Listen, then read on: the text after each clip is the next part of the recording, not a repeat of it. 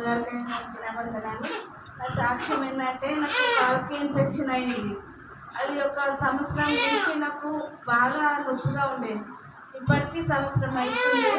అయ్యగారికి అది అయ్యి 3 సార్లు అయ్యింది, తక్కువ అవుతుంది, మళ్ళీ అయ్యింది.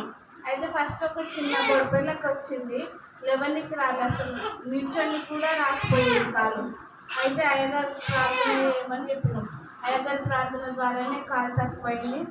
అది మళ్ళీ ఎన్ని హాస్పిటల్ చూపించుకున్నా కానీ తగ్గలేదు. ఎందువల్ల అయిందని కూడా అడిగింది డాక్టర్. అంటే ఇట్లా అయిందని చెప్పినా కూడా డాక్టర్ కూడా సరిగ్గా ఆమెకు అర్థం కాలేదు ఏంటనేది. ఫస్ట్ కంచుకని అన్నారు, కానీ అది ఎంత కూడా మనకు అర్థం కాలేదు.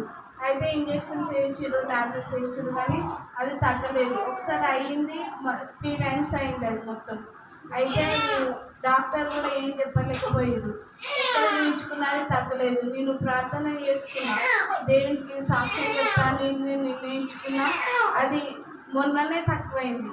అయ్య ప్రార్థన పెట్టుకుంటే తక్కువైంది. అయ్యగారికి ఉన్న వందనాలు. ఈ సాక్ష్యం దేవుడికి ఇచ్చిన కాక.